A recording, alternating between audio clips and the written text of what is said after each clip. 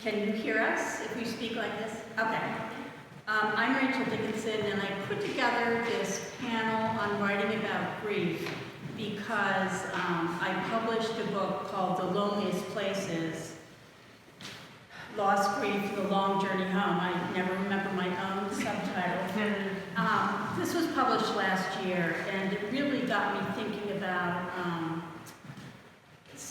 this is such a tough subject to tackle, and so I wanted to put together a panel of people who are also trying to do the same thing.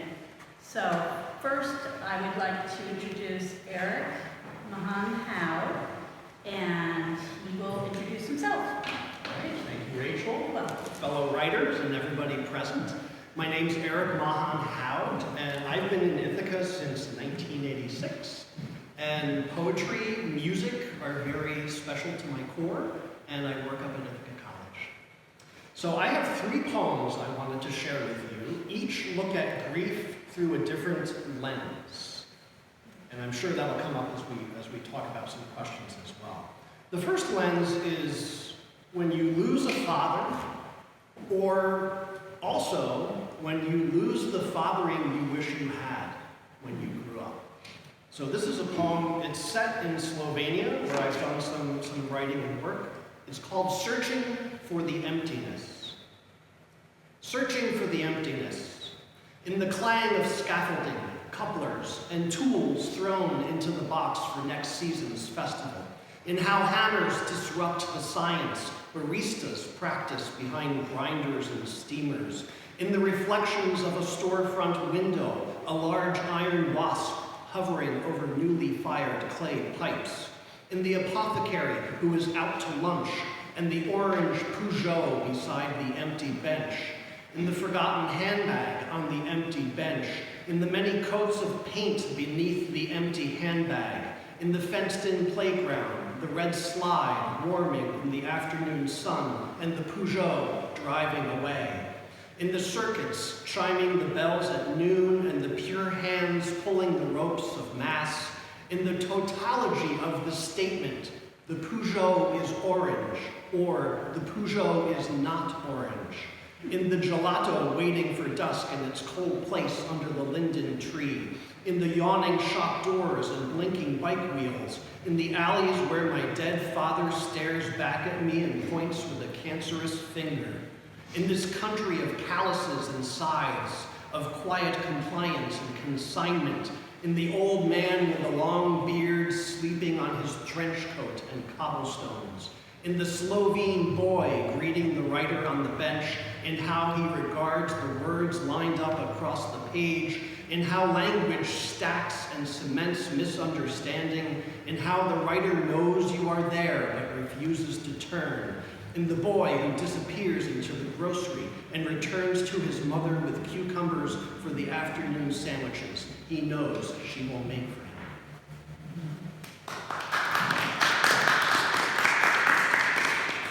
And then a different lens of grief, filling the hole. The sky is dark blue, like the dog's mouth was choking on mimosa sap and wood chips in its kennel after scratching roots to lap sweetness. The body is sealed in plastic drum, and the grave yawns in the backyard under the rigor mortis roots of the willow tree that fell in a childhood hurricane. There are no words for working with death. Twigs and stones litter the mouth of the grave, choking words back down the throats of all who have loved and lost something to the earth. And then a different kind of grieving, I kind of look at it through different lenses, as I said. Sometimes institutions or ideas that we lose, we can grieve for as well. And this is one that hit me kind of hard, being a person who's worked in higher ed for most of my career. Cazenovia.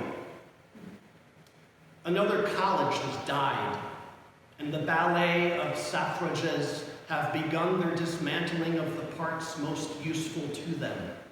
Ants distribute students to other dying schools in the hopes they'll sustain life for at least 2 to 4 more years. Flies break down the larger initiatives with their vomit and suck up the best nutrients to bring back to their institutions. Maggots squirm over left-behind staff, slowly eating and defecating them out into the soil of the foundation.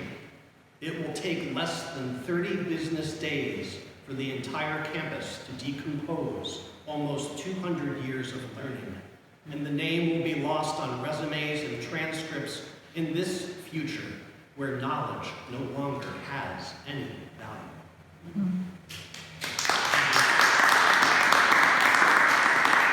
Thank you. Now, Alison?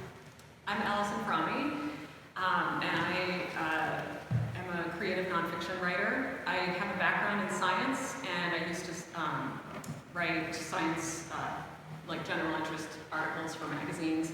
So my creative nonfiction kind of mixes memoir and usually has some kind of a science angle. So I've been working on a project for a very long time about my traumatic birth experience, and so this book-length manuscript that I'm working on weaves together my story of pregnancy, birth, postpartum period with research that I've done into a wax anatomical model from the 18th century. So I always, when I say that out loud to the crowd, I always try to slow down because, yes, a wax anatomical model from the 18th century, like a medical model that looks like she's dissected. So that's, the manuscript sort of explores that. The excerpt that I'm going to read today is from the part that's just about me, not about the model. But it's about a kind of grief. I should say up front that my son and I survived, so it's not about the loss of a person, but it is about the loss of physical and emotional safety. So, Chris and I played Mario Kart video games on the Wii while baby slept in the bouncy seat. Baby awoke from a nap. Chris took care of him while I cried. From my bed, I heard the swish of cars driving by in the rain, slowing slightly over newly installed speed bumps. Those days and days of cold rain were not cleansing, not refreshing, not the kind of rain to wash away the dust, to soften dry earth. The air inside our boxy apartment was damp. Mold grew on the walls. Chris bleached the walls, tried to keep us from suffocating. I managed to get myself out of the apartment for a haircut. The hairdresser, with the short hair dyed reddish purple, gave me the most amazing shampoo and scalp massage. "You've been shedding?" she asked. That's one way to put it. I shed hair, I shed pounds, but not pain. Miraculously, I did not shed tears in response to her question. I spoke slowly, carefully, explained that I just had a baby. "C-section?" she asked. I nodded. "Better that way," she said. "You'd have been all tore up and stuff." I nodded out of habit, but twitches deep inside startled me as if my uterus knew it had been touched. I couldn't explain to her all that had happened, that I was torn up in a different way. My many months of postpartum pain might be summed up as, I cried. Must I transcribe each crying episode as a dot on a graph as proof? How should one wait an hours-long sob-fest with a weeks-long near-tear melancholia? My scientific gaze yearned for objectivity. In graduate school, when I studied snails, yes, snails, record-keeping was simple. Was the snail parasitized or not? A binary choice. Later, the binary question, pregnant or not? But not the labor. Imminent catastrophe or not? But yes, the birth outcome was binary, live, not dead. But not this, my bloody afterbirth era, which lies somewhere on an ill-defined scale of sadness and madness. On that day when they tied my wrists to the table and positioned my half-naked body under the lights, portals to my insides were opened. I'm not sure where I ended and others began. I was at once bionic and animalistic. Synthetic drugs and hormones and fluids flowed into my body, and my body accepted them, acquiesced, behaved. My lower half went numb, my boundaries were breached. At that moment, I was not at the mercy of my body. I was in gloved hands, and gloved hands were in me. I was tethered to technology that could deliver me from death's grip. Do I need grip? No. Death death was not a clawed aggressor, but a slow, shadowy erosion that crept earthward. No need to rely on my body when technology and expertise of others can save baby. Save me. Can I hear myself wail? No one met my eyes. Masked faces looked down, then away. They cut my belly behind the curtain and whisked baby away before I could see him dripping with blood and white smudge. I never smelled the gunk or touched it. I imagined an animal mother licking it off, caressing baby with tongue, eating the amniotic sac, the placenta, every scrap of flesh or clot of blood for nourishment for the marathon newborn days ahead. But I am civilized. I gave birth high up off the ground, and baby was delivered to me as if by stork. Pink, clean, and swaddled, eyes closed, sterile.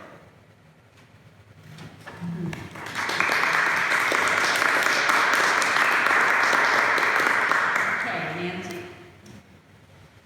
Good afternoon. I'm Nancy Dafoe, and I'm a retired educator and an author and a poet. I have 13 books published, and I lost my son in 2019 to an undiagnosed syndrome called Marfan's. We were unaware of it, obviously, and the sudden loss of him led to me writing a memoir, and it's called Unstuck in Time, a memoir and mystery about loss and love. And I'm going to read you just a short passage from the book, which is always really hard. I have to decide, what can I read and get through it? But one of the things that struck me after his death, my daughter said, "Mom, you should see a grief counselor." And I resisted because, I'm tough. But I finally said, all right, I will go one time. I went one time and kind of sobbed for an hour straight. And I stopped myself and I looked at this woman who was just taking in everything I said with this peaceful, wonderful expression. And I said, how do you do that? How is this possible? You can sit there and listen to me sobbing and crying and saying this is the end of everything. And she said, well, I feel privileged. And I said, privileged? She said, yes. She said, you are in a state of grace, and so I am witnessing that. And I felt that was a very profound thing to say, and I thought about that. And then later I came across my own example of someone who I think epitomized that grace. So I'll read you this passage. Not long after Blaze's death, Dan and I were in Washington, D.C., having lunch with my daughter, Colette, and son-in-law, David. The playoffs before the World Series were still going on, and the Yankees were playing their last game later that day. A young waiter approached our table wearing a Washington Nationals baseball cap. He looked about Blaze's age, and something about him seemed familiar, or perhaps I was subconsciously looking for my son in every young man's face. When the waiter asked for my order, he tapped his cap in enthusiasm, and I responded to his gesture, I'd rather have the Yankees win. Oh no, he laughed, not the Yankees. You're in D.C. It's the Nationals going all the way this year. Why the Yanks? They were my son's team, I said before my husband or daughter could stop me. He died recently, so I want the Yankees to win for him. Everyone at the table, as well as the waiter, became momentarily stunned. The waiter opened his eyes wide, then left hurriedly to get our drinks. Dan was visibly mortified at my sharing such personal, painful information with a stranger. I'm going to talk about Blaze, I said defensively. I'm sorry if it makes you uncomfortable. Colette's eyes watered, but I knew she understood, or at least I hoped she did. I didn't look at Dave. Talk about him to me, not to a waiter, Dan said, a little exasperated with my unwanted sharing. Despite my poor social form, we had a lovely time with our daughter and son-in-law. When the waiter later brought us desserts, he said nothing, setting them down as if he had filled our order. My daughter looked up at me and laughed. Did you slip in dessert for us? No, I said honestly, not remembering if I'd hinted I wanted dessert or not. When we finished, our waiter returned with a check. Dessert's on the house, he said, confessing it with a wry smile. His national baseball cap was missing. and his curly dark hair flopping over his ears. I looked down at the check, and written across it in large letters were the words, "Go Yanks."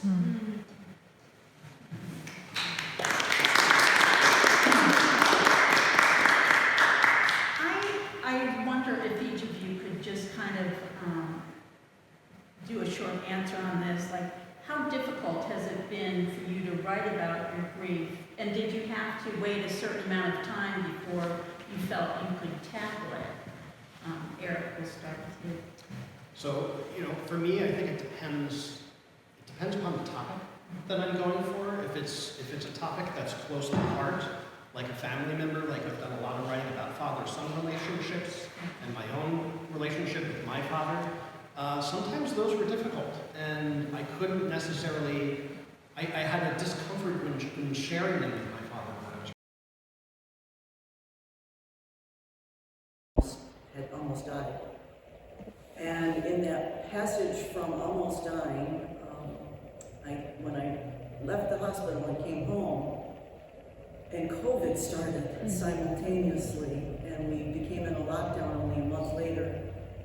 And all of a sudden, I felt like I was not alone and isolated in the world, that all around me were people suffering and losing things they loved, if not people they loved.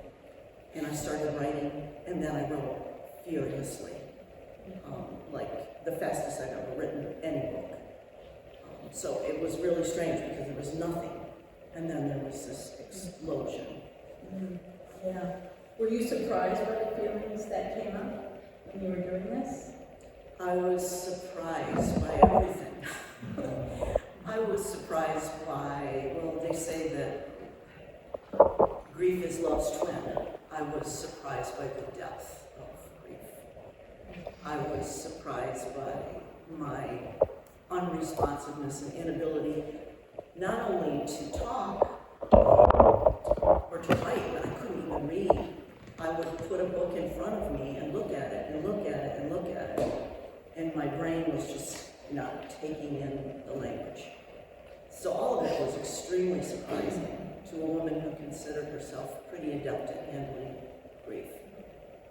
And then I was surprised by the fact that I recognized other people again, and recognized I felt part of the human world, and that suffering is perhaps our deepest connection to each other.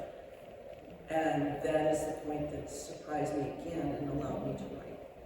Alison, it sounds like you are taking your time writing. I know you're taking your time writing this, but you're being very careful. Does that include being careful with your feelings? Yeah, I think so. I mean,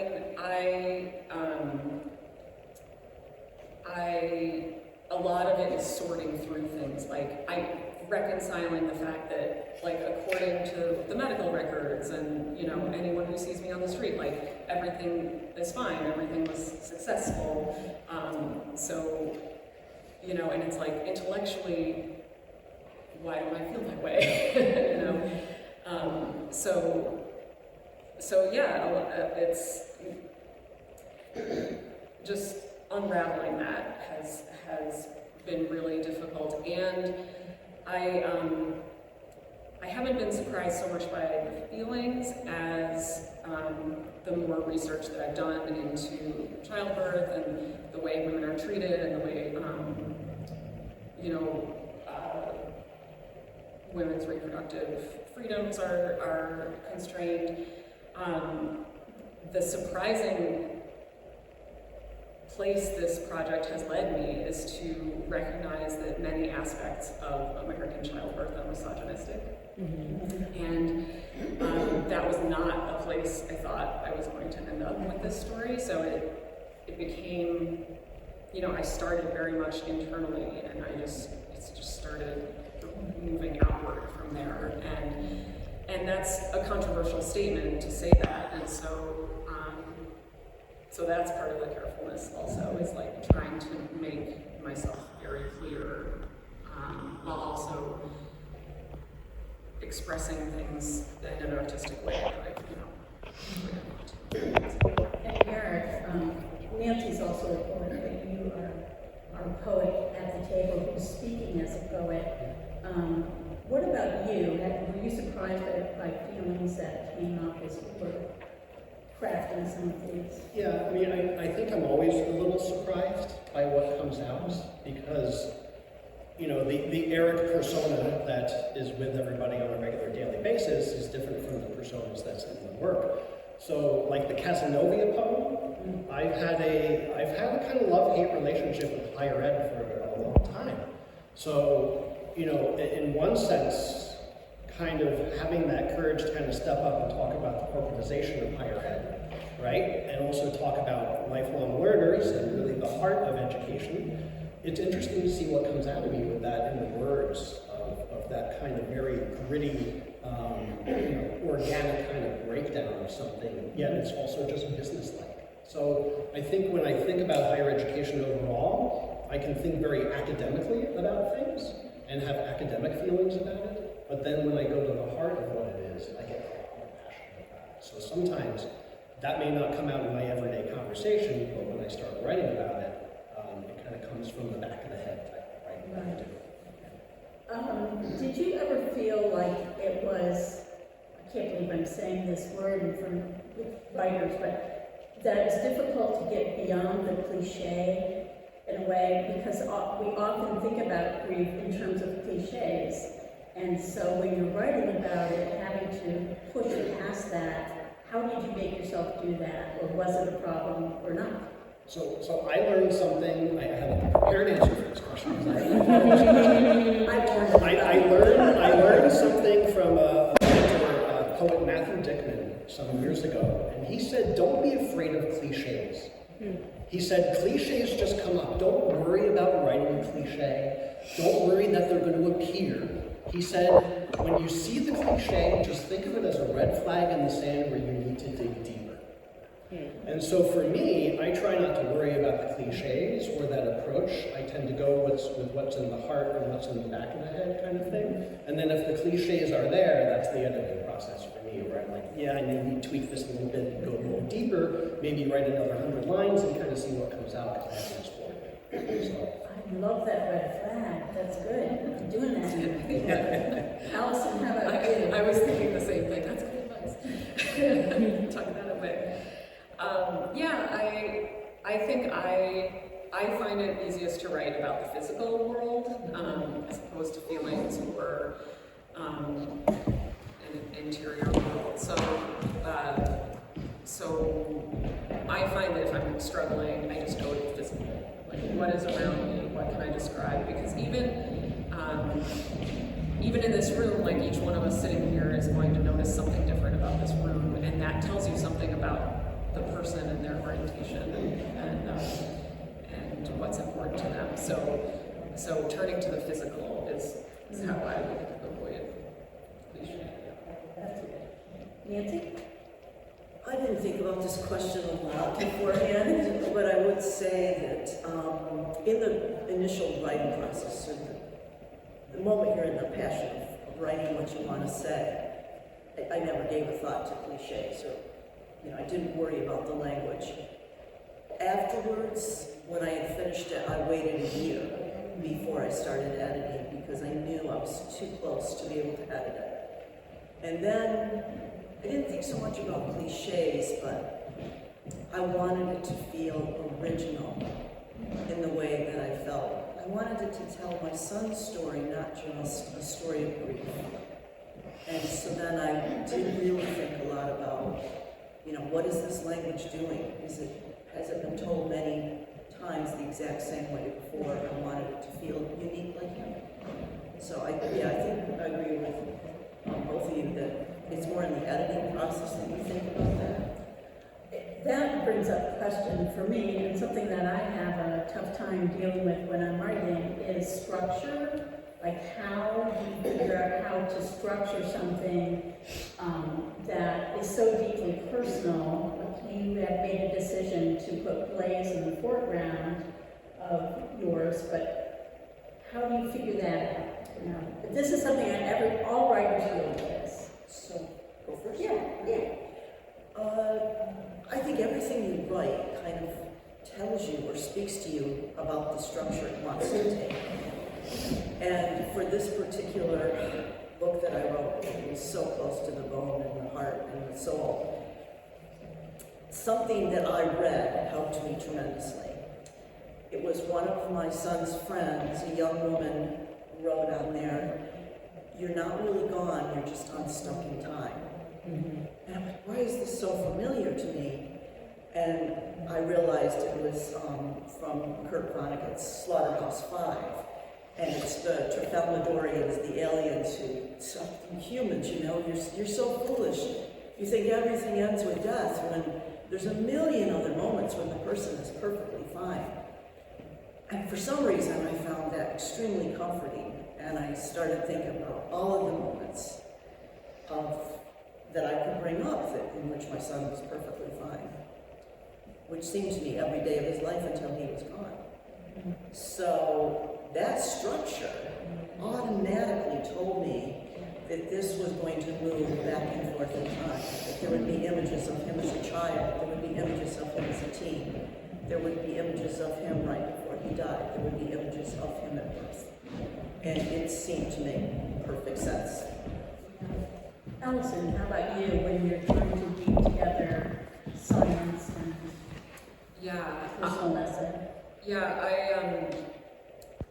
I had, like I said, I had such a hard time sorting out exactly what I was feeling and why I felt the way I did, because it wasn't logical to me, you know, my reaction to the experience.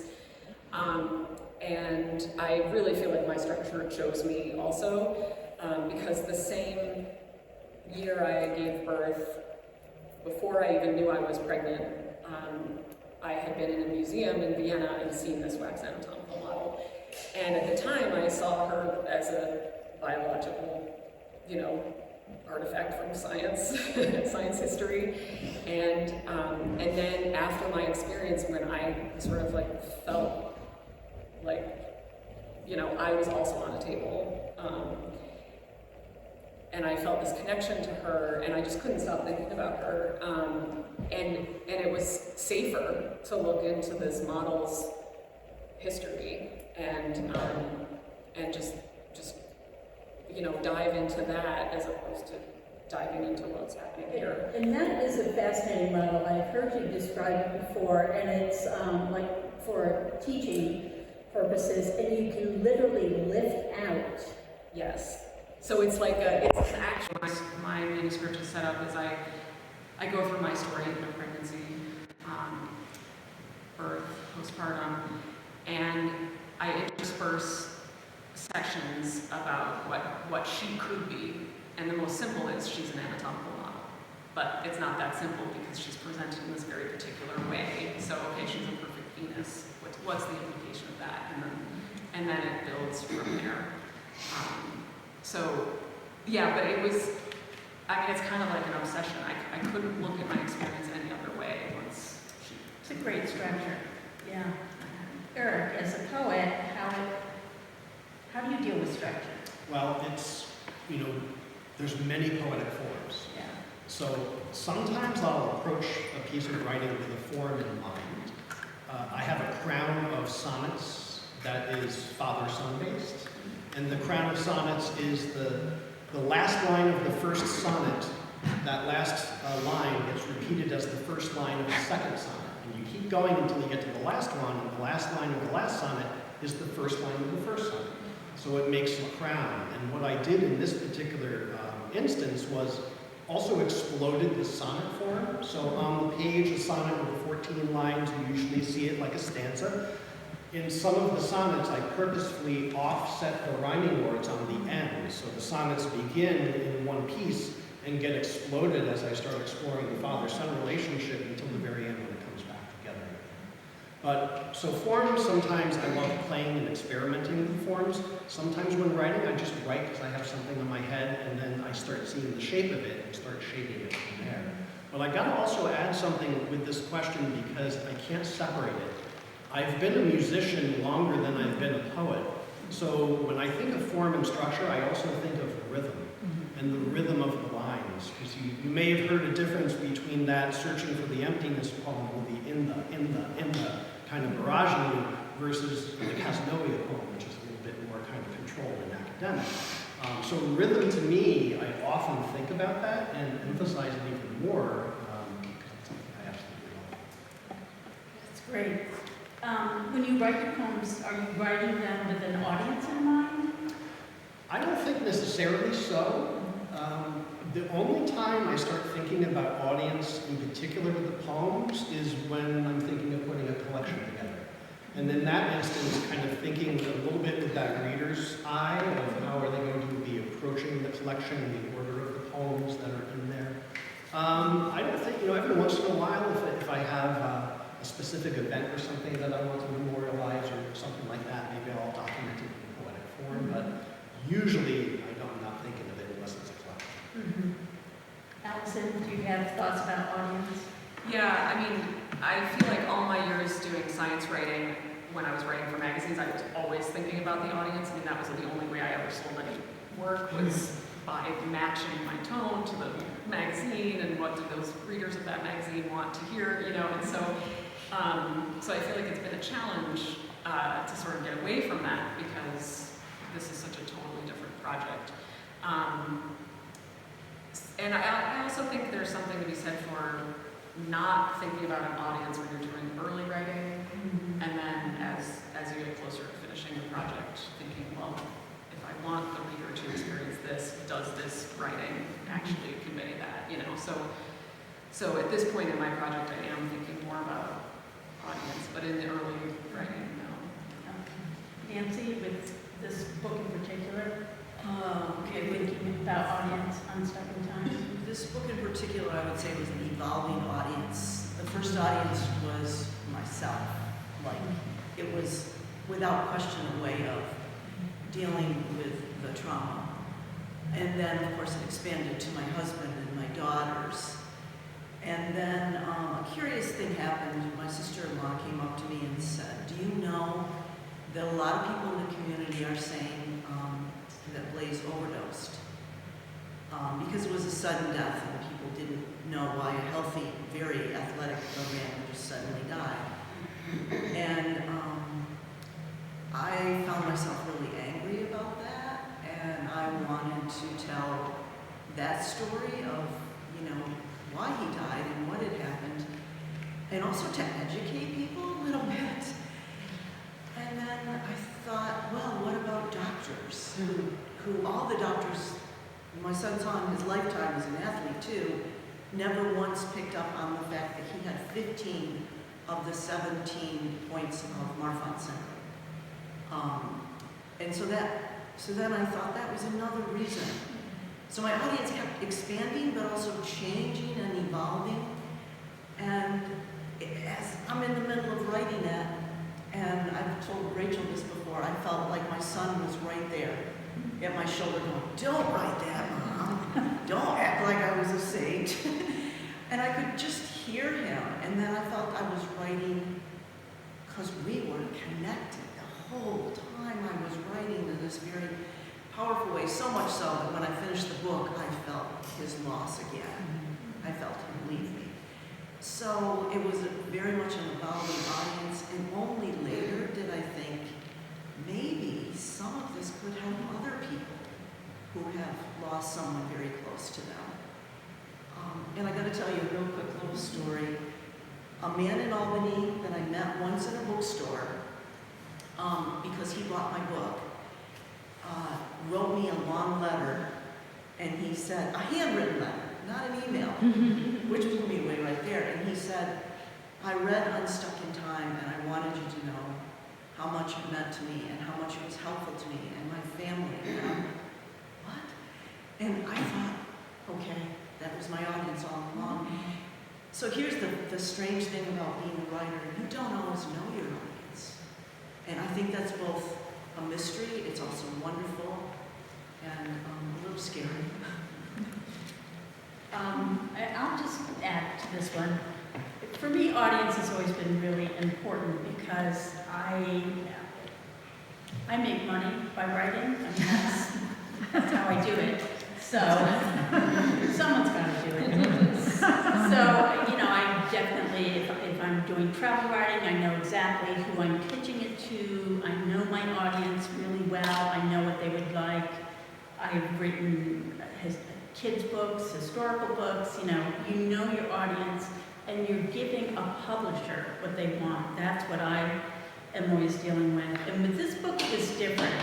I actually, it's a series of essays, and they are not in chronological order. I had no idea what to do with it, but I actually had a publisher interested in this before I wrote it, basically. So the editor, toward the end, completely guided me with this, and he said, you have all of these natural sections. Think about them like you would the side of an album.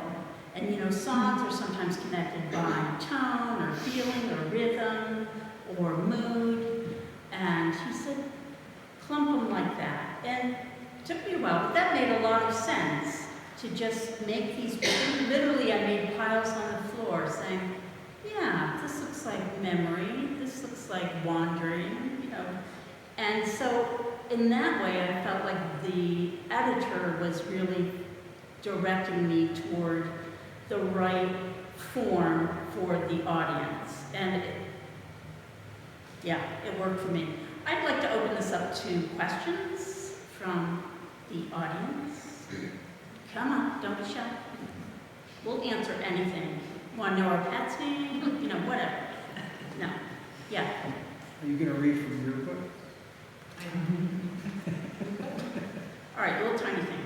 I asked her, aren't you going to read? And she said no, and I said, you need to. I'll just read the very beginning because it's actually just what I said, but it's more writerly. These fragments I have shored against my ruins. A child's suicide pitches you into a hellish place of fragmentary images, the deepest depression imaginable, efforts to destroy yourself, and an almost complete break with what's happening in the world around you. That was my experience. I wish it upon no one. Over the past decade, since Jack's death, I've written books and articles, none of them about suicide or my experience with it. But I was also working on the essays in this collection. I wanted these essays to chronicle my life after my son's suicide, but the pieces became so much more. It became clear to me that in order to write about the aftermath of a single event, I also had to dwell in the past to seek out some of the messy bits that make me who I am. The essays in The Loneliest Places are arranged in sections. They're not necessarily chronological, but are grouped much like the songs on one side of an album would be arranged, or like paintings hung for an exhibition. The essays in each section are connected by mood, theme, subject matter, or tone, or maybe by something else that today I cannot discern. The result is a non-linear and sometimes fragmented exploration of my experience with the worst thing that can ever happen to a person. I hope the readers who recognize some of these thoughts, feelings, and behaviors can take solace in the fact that surviving your child's suicide may be messy and will be chaotic, and that there is no right way to move through your new world. T.S. Eliot wrote the line, "These fragments I have shored against my ruins," toward the end of his 1922 poem, The Wasteland. And while there is an agreement on what exactly this line refers to, I like to think that the fragments are bits and pieces of our past we should be collecting to help make sense of the world around us. This is what I've done in The Loneliest Places. Thank you.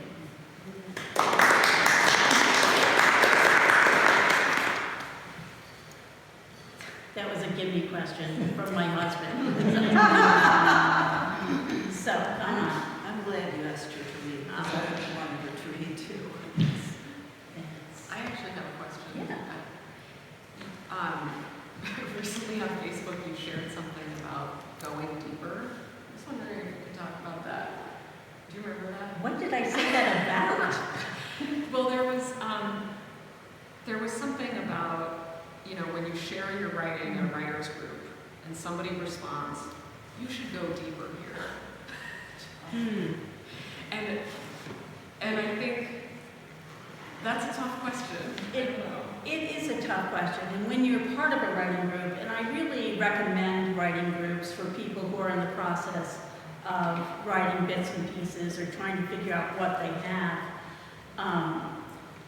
it's really helpful to get other people's opinions, and you hope you have people who are good readers as well as good writers. But when someone says, go deeper here, and I believe it was my editor who said that to me, I actually just wanted to throw the paper across the room. It's like, are you kidding me? And I realized I was being way too careful. I was being careful about myself. I was being careful to make sure that I wasn't going to feel any worse than I already felt. And I didn't want to expose more of myself on the page or more of my family on the page than I had already done. And so at one point, the editor said, in reference to the Go Deeper, we know nothing about your husband or your other children. And this was toward the end of the process. I thought, well, that is a little peculiar. So he was right to go a little deeper there. But sometimes the Go Deeper question always makes me, or comment, makes me want to come back with a question toward the person who wrote it. What do you mean? What are we missing here? What are you talking about? Because that's an easy comment to make without a solution. So I often think about it in my own writing, that I have certain on-ramps to the poems that I write. Sometimes it's a very short on-ramp. Sometimes it's a really long on-ramp.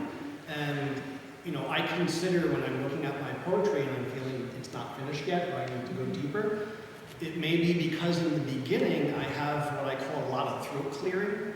It's just stuff that kind of comes out that I need to get out before I really start getting to the heart of where I need to be. So sometimes pushing myself just to force to write another 100 lines, whether I thought I was finished or not, just keep writing and then see what happens from there. I feel like that happens often with me, where there are times when I will literally just sit down and I'll just start writing, and I'll say, okay, I'm gonna write 1,000 words today. That's my goal. And I had my sister who once said, well, can they be any words? I said, yeah, I could just write A across the page. It doesn't matter. I'm just gonna write 1,000 words. But you find once you just literally start the act of writing, whether it's by hand or keyboard, it does crack something open in you. Once you just start putting words on a page. And so I never trust the beginnings of anything I write. I'm always going back and saying, oh, this is what it was about. And I'm figuring out what it's about as I'm getting toward the end. And then I fix the beginning to set it up. Yeah. I felt like I was already in the deepest tunnel in the world when I wrote this book. And it was very raw. I just let myself be raw. But I did write a book about my mother who had Alzheimer's and how it kind of tore our family apart, particularly because accidentally, in the act of delusion, she pushed my father down the stairs and it killed her. So it was a lot of trauma at once. And I wrote this book about Alzheimer's and what people should look for and how to handle it. And a colleague of mine, another teacher, said, this is really good, but you're coming off like a saint. Is that what you really want? You want to go a little deeper here. And so I had to let myself be ugly. And I told about the scene where my parents had come back to our house and my mother was screaming at me because I had borrowed their car when my car was being fixed. They had 3 cars, by the way. And she was delusional. She had Alzheimer's, but she's saying, you stole our car, you stole our car. And she's screaming at me. And my dad had a stroke like a year earlier, so he was not doing great. And I just remember I took the keys and I threw them. And I said, there's your damn car. And I look back on that, and I was terrible. I was terrible. And I let that be part of the book, too. then it's okay to be terrible sometimes when something horrific is happening. That is very human. And I remember my colleague said afterwards, I love that part of the book. But it's really hard to make yourself be that raw, but it's also honesty. And probably what readers respond to more than anything else is our honesty when we're writing. That's such a great word, I agree. I think readers can tell if you're not honest. And I think that's what my editor was saying. I was not being honest with my family life, opened it up. So, are there any, yes? So this kind of leads into a question I have for each of you. You have opened yourselves up, and so how have your loved ones and families related to your truth? Can you say the last? How is your family related to your truth when you've opened up and been so raw? I'm going to go first. Good. Because, you do take a can opener, to your arm, and then it's out there. And what I said to everyone in my family, and they know this because I also have a sister who's a memoirist, and it's everyone has their own story to tell. And I just made it clear, this is my story, this is me, it's not you. You get to tell your own story, but it still doesn't make it easy when you're reading about hard things.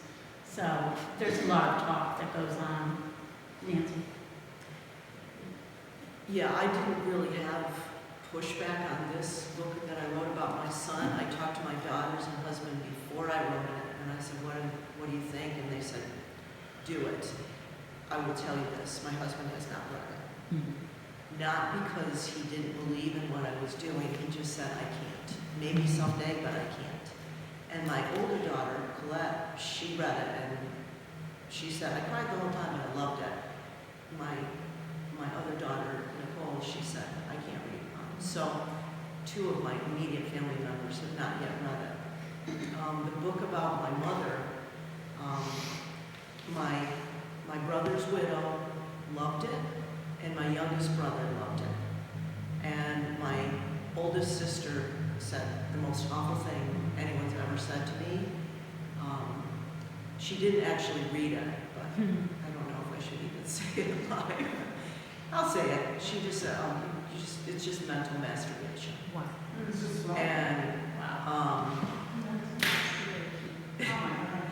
and my other sister said, I'm not going to read it. So when you're really honest and really raw, there will be people that love what you write, and there will be people that hate it. But you know what? That's true of everything anybody's ever written.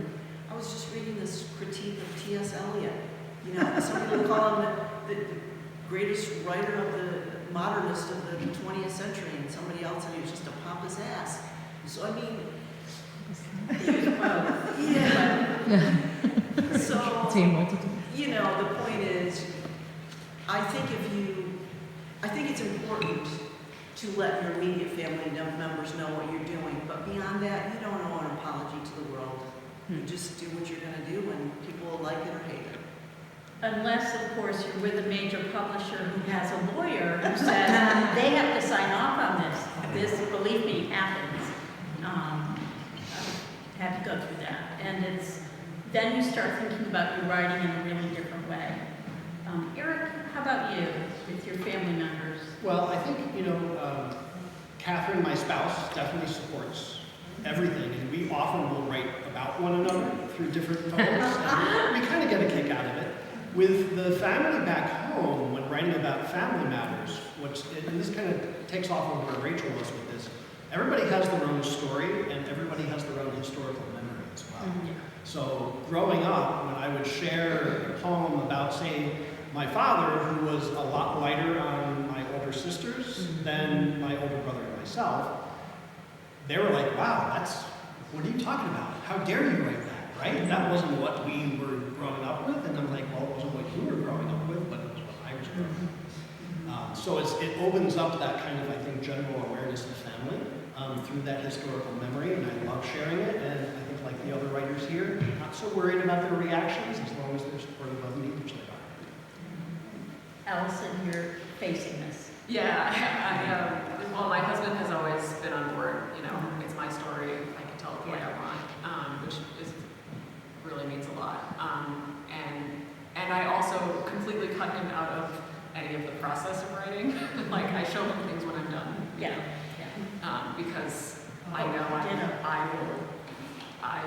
he won't pressure me, but I will feel responsible for his feelings if I share it in the writing process. I don't have a publisher yet, so it may or may not see the light of day. And if and when it is going to be published, then that's when I will have a conversation with my son. My son knows that I'm writing this.